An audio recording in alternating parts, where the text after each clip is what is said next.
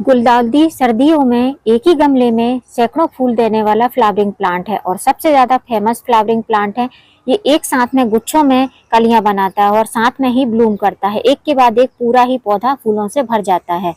अक्टूबर month में मैंने 4 अक्टूबर को आपके साथ में गुलदाउदी के पौधे में 2 फर्टिलाइजर डाले थे और ये सारे ही गुलदाउदी मैंने कटिंग से तैयार किए हैं। टाइम टू टाइम इनका अपडेट दे रही हूँ। आज 1 महीना लगभग 10 दिन हो चुके हैं। आज मैं आपके साथ में फिर गुलदाउदी के पौधे में फर्टिलाइजर देने वाली हूँ और अब आपको गुलदाउदी के पौधे में कौन से काम करने हैं, कौन से काम नहीं करने हैं, वो भी आज आपके साथ में शेयर करूंगी। तो अब मैं आपको दिखाऊंगी कि मेरे गुलदाउदी के पौधों की कंडीशन कैसी है, कैसी ग्रोथ हो रही है उनकी, और आगे के लिए मैं उनमें कौन सा फर्टिलाइजर देने वाली हूँ। अगर आपने भी अपने गार्डन में गुलदाउदी के पौधे कटिंग से लगा रखे हैं या नर्सरी से लाए हैं, उनमें फूल कलियां नहीं बनी हैं, तो जो फर्टिलाइजर मैं देने वाली हूँ वो फर्टिलाइजर आप भी दे सकते हैं। हेलो फ्रेंड, मैं सबिता ग्रीन गार्डन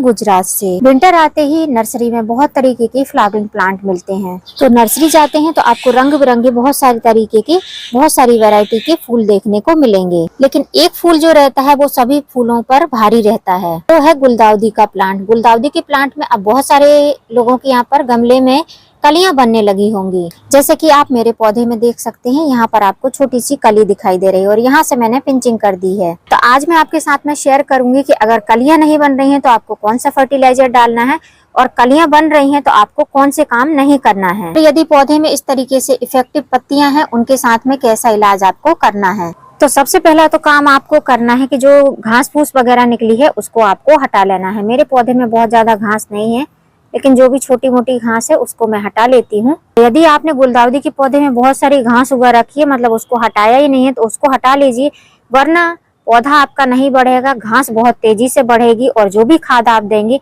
मिट्टी में आपने जो भी पोषक तत्व मिलाए होंगे वो सारे ही पोषक तत्व को घास वगैरह खींच लेगी। अब मैंने इन पौधों की जब कटिंग लगाई थी तब भी आपके साथ में शेयर किया था। उसके बाद में हमारे यहाँ पर लगातार बहुत ज्यादा बारिश गिरी थी, काफी सारी कटिंग मेरी खराब भी हो गई थी और काफी सारी कटिंग रिपोर्ट करने के बाद भी खराब हो गई थी, क्योंकि हमारे यहाँ पर इस बार बहुत ज्यादा बारिश गिरी। लेकिन उसके बाद भी काफी सारे पौधे मुझे मिल गए थे और पौधे इतने ज्यादा हो गए थे कि मुझे एक ही गमले में 3-3, 4-4 पौधे लगाने पड़े, क्योंकि जब टेरेस गार्डनिंग करते हैं तो मिट्टी का अभाव भी हो जाता है और मिट्टी के साथ साथ हमको ये भी ध्यान रखना पड़ता है कि हमारे टेरेस पर एक्स्ट्रा वेट ना हो।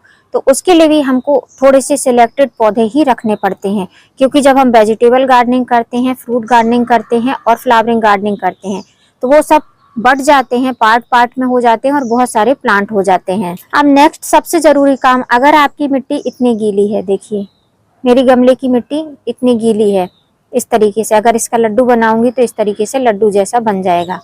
ये देखिए ऐसे बन जाती है। ऐसी मिट्टी है तो ऐसी मिट्टी में ना तो आपको फर्टिलाइजर डालना है और ना ही पानी डालना है। करना क्या है कि मिट्टी की आपको गुड़ाई करनी है।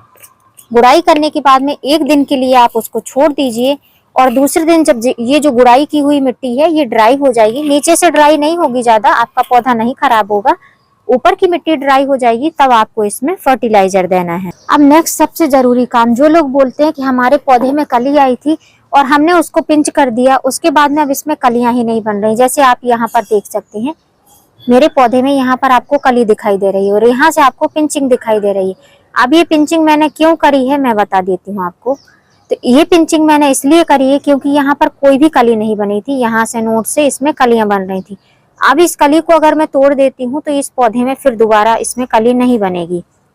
तो इसलिए जब कली बन जाती है तो पौधे को अच्छी तरीके से बढ़ने दीजिए, फर्टिलाइजर दीजिए, कली अच्छे से बढ़वार करे और पौधे की फिर आपको पिंचिंग नहीं करनी है। यदि आपके पौधे में डिफरेंट ब्रांचेस हैं, जैसे ये ब्रांच थी इसमें कली नहीं आ रही थी तो मैंने ये देखिए पिंच कर दिया है, क्योंकि पौधा अभी मेरा बहुत ज्यादा घना नहीं हुआ था, क्योंकि इसको भूसी बनने का टाइम ही नहीं मिला, बारिश काफी ज्यादा हुई। और ऐसा नहीं है कि मेरे ही पौधे इस तरीके से हैं, नर्सरी में भी मैंने देखे इस बार गुलदाउदी के पौधे हेल्दी और घने नहीं है।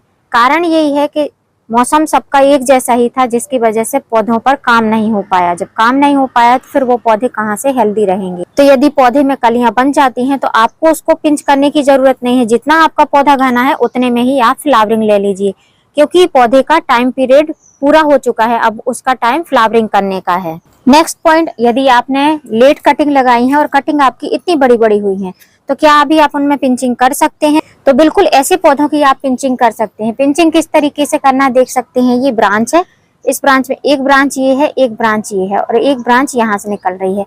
अब इस ब्रांच में आपको कुछ नहीं करना है। जो ऊपर के 2 पत्ते हैं, कोमल पत्ते, जो सॉफ्ट पत्ते हैं, इनको आपको यहाँ से पिंच कर देना है। नाखून की मदद से या आप कोई भी सीजर कटर की मदद से इस तरीके से पिंच कर सकते हैं। इसलिए अगर पौधे को घना करना चाहते हैं, जल्दी से बड़ा करना चाहते हैं, तो इस तरीके की छोटी छोटी पिंचिंग आप कर सकते हैं। लेकिन जैसा मैंने बोला कि अगर कलियां बन रही हैं तो आपको पिंचिंग नहीं करनी है। स्पेशली उस ब्रांच में कलियों को बिल्कुल भी कट नहीं करना है।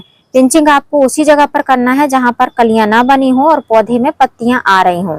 क्योंकि जब गुलदाउदी की हम कटिंग लगाते हैं तो वो जो है टाइम गैप पर लगाते हैं। एक बार लगा लेते हैं, उसके बाद में कुछ टाइम के बाद लगाते हैं, तो फिर आपका पौधा जो है लगातार ब्लूम करता रहता है। आपके गार्डन में गुलदाउदी के पौधे मार्च अप्रैल तक चलते रहते हैं। जैसे कि मेरे पौधे हैं, मैंने इनकी 2 दिन पहले पिंचिंग कर दी है। मैं आपको दिखा रही हूँ, लेकिन मैंने 2 दिन पहले पिंचिंग कर दी है। लेकिन पिंचिंग मैंने तभी करी है जब इनमें कलियां वगैरह कुछ भी नहीं दिखाई दे रही थी। ग्रोथ काफी अच्छी हो रही थी। जैसे ही ठंडक होने लगी तो हमारे यहाँ पर गुलदाउदी के पौधे और भी जो विंटर प्लांट हैं, गुलाब वगैरह हैं, उनमें भी बहुत अच्छी ग्रोथ होने लगी थी। अब जैसे जैसे सारे ही पॉइंट मैं आपके साथ में क्लियर करते जा रही हूँ, वैसे वैसे गमले की मिट्टी की गुड़ाई भी करते जा रही हूँ।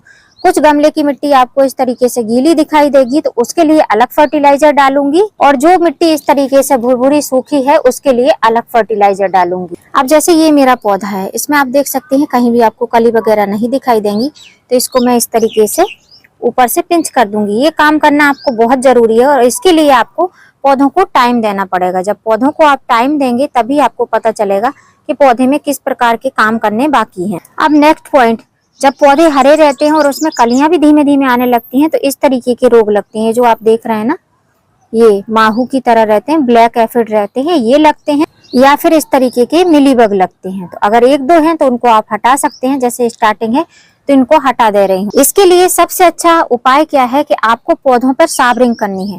जैसे ही धूप निकल आती है, पौधों पर अच्छी तरीके से पानी से साबरिंग करिए तो पौधे में किसी प्रकार के कीट पतंग का अटैक नहीं होगा। और दूसरी बात, हफ्ते में 1 बार नीम ऑयल का स्प्रे जरूर करिए। अब बहुत सारे पौधे लगाने वाले शौकीन ऐसे भी होते हैं जिनके पास में नीम ऑयल नहीं रहता है, तो आप लिक्विड डिटर्जेंट ले लीजिए। जैसे कि विम बार का लिक्विड रहता है या शैम्पू रहता है आपके पास में, उसको ले लीजिए। उसको 1 लीटर पानी में 4 से 5 बूंद डालिए और आपका जो कुकिंग ऑयल है, जो खाने वाला तेल रहता है, उसकी आप 2-3 बूंद डाल दीजिए।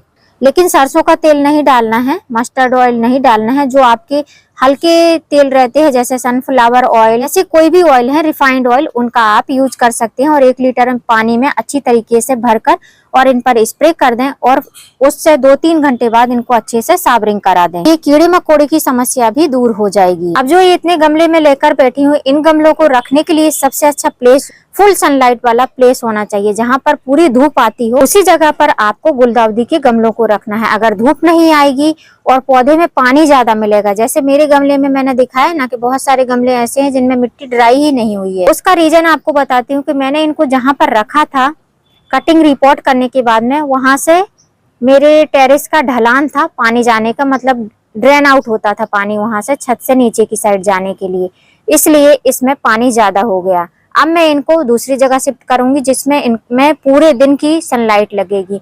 पूरी फुल धूप लगेगी ना तो पौधे में कोई कीट पतंग भी नहीं लगेंगे, पौधा हेल्दी भी रहेगा और मिट्टी भी टाइम टू टाइम ड्राई होगी तो डेली डेली इसमें वाटरिंग साबरिंग भी हो पाएगी। तो आज मेरे पास में गीली मिट्टी वाले गमलों की संख्या ज्यादा है, तो सबसे पहले हम गीली मिट्टी वाले गमलों में फर्टिलाइजर देंगे। तो अभी मेरे गुलदाउदी के पौधे देख सकते हैं, बहुत ज्यादा ना तो घने हैं और ना ही बहुत ज्यादा बड़े हैं। अब ऐसे पौधों में अगर हम बहुत ज्यादा फर्टिलाइजर देंगे तो पौधे हमारे नीचे से ही खराब हो जाएंगे, क्योंकि ये पौधे जो हैं ये छोटे छोटे से पौधे हैं, कटिंग से लगे हुए पौधे। इनकी जब तक रूट अच्छे से नहीं बनेगी ये पौधे अच्छे से बढ़वार नहीं कर पाएंगे। 8 इंच के गमले में मैंने 3 पौधे लगा कर रखे हुए हैं, किसी में 3 है किसी में 4 है, लेकिन अभी इनकी रूट बहुत अच्छे से बनी नहीं हो। तो रूट को डेवलप करने के लिए फर्टिलाइजर देंगे, तो उसके लिए मैं यूज कर रही हूँ ह्यूमिक एसिड ग्रेन्यूल्स फॉर्म में। क्योंकि मिट्टी गीली नहीं होती तो मैं इसमें लिक्विड फॉर्म में डालती, लेकिन मिट्टी गीली है तो हम ग्रेन्यूल्स फॉर्म में डालेंगे। 8 इंच का गमला है तो अभी 8 इंच के गमले में ½ टेबल स्पून, जो नॉर्मल साइज की टेबल स्पून रहती है उसी से ½ टेबल स्पून लेंगे।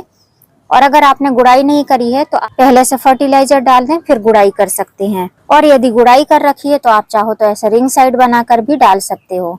दोनों ही तरीके अच्छे हैं, दोनों ही तरीके अच्छे इफेक्टिव हैं। तो आप जैसा चाहो वैसे आप करके इसमें ये ह्यूमिक एसिड डाल सकते हो। अब जिन लोगों के पास में ह्यूमिक एसिड नहीं है, वो परचेस नहीं कर सकते हैं, वो भी आपको मैं बता देती हूँ कि आप क्या चीज डाल सकते हैं आपके टेरेस गार्डन से, जिससे कि ह्यूमिक एसिड की कमी पूरी हो जाए। तो उसके लिए आप क्या कर सकते हैं, एलोवेरा की जो लीफ रहती है, एलोवेरा प्लांट की लीफ, उसको आप ग्राइंड करके और 1 दिन पहले भिगो कर रख दें 1 लीटर पानी में 1 लीफ को, और उसके बाद में सेकंड डे उसमें दुगना पानी डालकर, और पानी की जगह पर उसको आप डालें, छान कर डालें, चाहे ऐसे ही डाल दें, लेकिन गमले आपके धूप में ही होने चाहिए, ये कंडीशन जरूर होनी चाहिए। तो वो रूट हार्मोन का काम करेगा। तो एलोवेरा का जो लीफ रहता है वो रूट प्रोमोटर का भी काम करता है और फर्टिलाइजर का भी काम करता है। तो हाफ टेबल स्पून सारे ही पौधों में इस तरीके से स्प्रिंकल कर दूंगी। अब मैंने ऊपर से ही डाला है तो मिट्टी को हम थोड़ा सा ऊपर नीचे कर देंगे। अब यदि आप ह्यूमिक एसिड डालते हैं ग्रेन्यूल्स फॉर्म में या लिक्विड फॉर्म में, लिक्विड फॉर्म में तो जल्दी असर करता है, ग्रेन्यूल्स फॉर्म में धीमे धीमे असर करेगा। तो मुझे तो धीमे वाला ही चाहिए क्योंकि मेरी मिट्टी गीली है। लिक्विड फॉर्म में हम देंगे तो मिट्टी और भी ज्यादा गीली हो जाएगी। और विंटर का टाइम जो रहता है ना, वो फ्लावरिंग का टाइम रहता है। अगर जल्दी फ्लावरिंग चाहते हैं, पौधे जल्दी बड़ा करना चाहते हैं, तो आप ह्यूमिक एसिड ले लीजिए। ह्यूमिक एसिड आपके सभी पौधों के लिए बहुत यूजफुल है, और एक बार ले लेंगे तो आपका बहुत लंबे टाइम तक के लिए चलेगा ये। अब पौधों में फर्टिलाइजर डाल दिया है, तो अब इसमें हमको भले थोड़ा ही पानी डालना है, लेकिन पानी तो डालना पड़ेगा। तो बस ऊपर से थोड़ी थोड़ी मिट्टी को हमको गीला कर देना है। वैसे तो मैं अभी सुबह के टाइम में इनमें सावरिंग करूंगी, तो वैसे भी गीला हो जाएगा, लेकिन बहुत ज्यादा पानी नहीं डालना है क्योंकि ऑलरेडी इसमें काफी सारा पानी पड़ा हुआ है। तो बस ऊपर से आप सावरिंग कर देंगे। सुबह का टाइम है तो ठंडे ठंडे पानी सावरिंग करेंगे, तो नीचे भी जो हमने ग्रेन्यूल्स फॉर्म में छोटे छोटे से पार्टिकल्स हैं ह्यूमिक एसिड के, वो धीमे धीमे से घुलनशील होंगे और जड़ें काफी अच्छी मजबूत हो जाएंगी। जब जड़ें मजबूत होंगी तो पौधा हमारा ऊपर के साइड में अच्छे से बढ़वार कर पाएगा।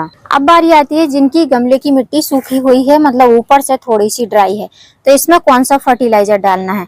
आपने नोटिस किया होगा जिनकी गमले की मिट्टी सूखी हुई है उनके पौधों की कंडीशन ज्यादा अच्छी है। तो इसलिए कहा जाता है कि मिट्टी ऐसी बनाइए जिससे कि मिट्टी आपकी ड्राई हो जाए। लेकिन मेरी मिट्टी ड्राई नहीं हो पाई क्योंकि पानी लगातार ही उसको नीचे से, जो नीचे के ड्रेनेज होल है, वहां से लगातार ही पानी मिल रहा था, इसलिए मिट्टी ड्राई नहीं हुई। अब इसमें फर्टिलाइजर देना है, तो सबसे पहला फर्टिलाइजर जो कि सर्दियों के लिए सबसे बेस्ट है, जो है सरसों की खली। सरसों की खली को मैंने 2 दिन पहले पानी में भिगो दिया था। अभी देख सकते हैं व्हाइट से बुलबुले दिखाई दे रहे हैं, मतलब धीमे धीमे से इसमें से फर्मेंटेशन हो गया है। लेकिन मैं जो सरसों की खली दूंगी, ये खली वाला पार्ट नहीं दूंगी, खाली लिक्विड वाला पार्ट दूंगी, जो कि नीचे आपको दिखाई दे रहा है खली के साथ में थोड़ा सा ब्राउन कलर का, तो वही मैं आप देने वाली हूँ। पहले हम खाली एक मग ले लेंगे और उसमें इस तरीके से लिक्विड निकाल लेंगे। बहुत ज्यादा हमको नहीं देना है, हमको थोड़ी मात्रा में ही देना है। लिक्विड थोड़ा होना चाहिए, जो हमारा फर्टिलाइजर है वो थोड़ी मात्रा में होना चाहिए, और जितना फर्टिलाइजर है उससे लगभग 5 गुना या 10 गुना ज्यादा आपको पानी लेना है। अब यहाँ पर मैंने 1 लीटर भरकर पानी ले लिया है और इतना मैंने फर्टिलाइजर लिया है। अब इन दोनों ही चीजों को हम अच्छे से सेक कर लेंगे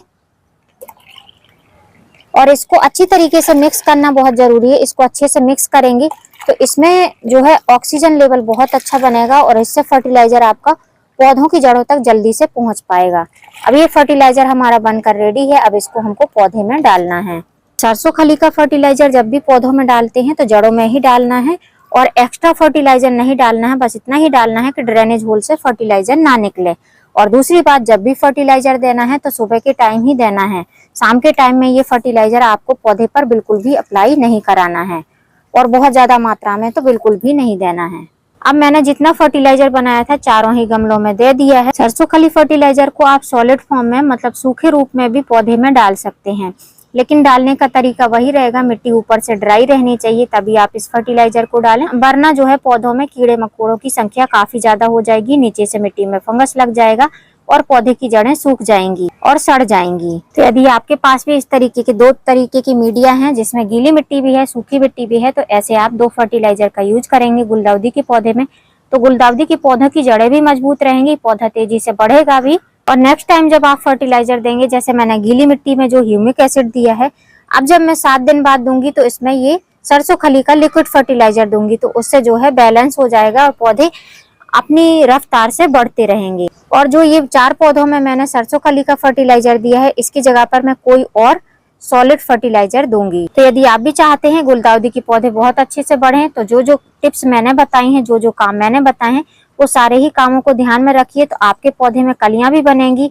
और कलियां बन गई हैं तो उनको बिल्कुल भी आप कट मत करिए। कलियां कट कर देंगे तो फिर दोबारा उनमें कलियां नहीं आएंगी, क्योंकि वो पौधा आपका पूरी तरीके से मैच्योर हो चुका है, फूलों के लिए तैयार है। तो फूल आ गए हैं, कलियां आ गई हैं, तो वो फूल आप ले लीजिए, उनको हटाइए मत। तो ये था मेरे गुलदाउदी के पौधों का अपडेट, और धीमे धीमे जैसे जैसे इनमें कलियां आएंगी, फूल आएंगी, वो भी मैं पूरा आपके साथ में शेयर करूंगी। और ये सारे ही गुलदाउदी के पौधे आपको ओपन सनलाइट में ही रखने हैं, शेड में बिल्कुल भी नहीं रखना है। स्पेशली आपने अगर फर्टिलाइजर दिया है तो इनको ओपन में ही रखना है। अगर फर्टिलाइजर देने के बाद में अगर आपने स्पेशली सरसों खली का फर्टिलाइजर दिया है, तो इनके पौधों की मिट्टी में धूप लगनी चाहिए।